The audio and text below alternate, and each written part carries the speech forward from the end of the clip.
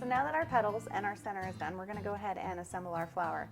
And we haven't allowed our petals very long to dry, and that's because with the twiddling technique, especially with the platinum paste, there really isn't that need to let them dry hard, which is great because then when you start your assembly, you can really kind of still move your petals around to give the shape you want. So let's go ahead and pull our petals off of our drying rack across the edge just to give it that little ruffle. You don't want to press too hard, you don't want it too ruffled. Just like that.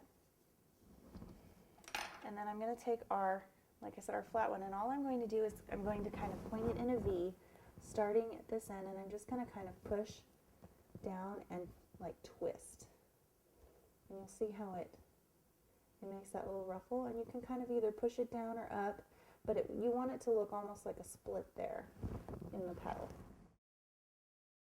So now what we're going to do is we're going to go ahead and dust this.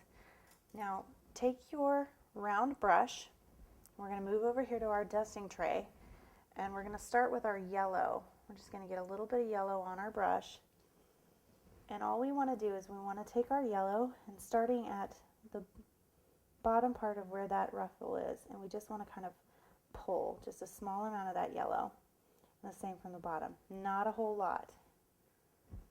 And go ahead and do that on the back. And then we're going to dip our brush into our cinnamon color, and you really want to make sure you don't have too much. Go ahead and knock some of it off, and we're just going to very lightly paint the tip of that ruffled part.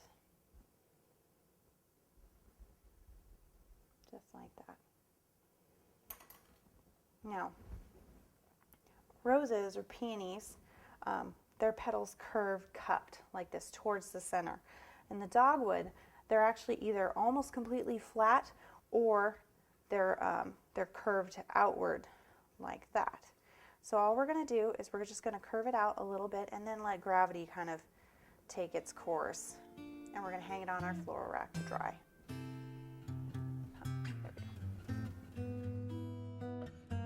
And now we're just going to do the same exact thing for the next 3 petals.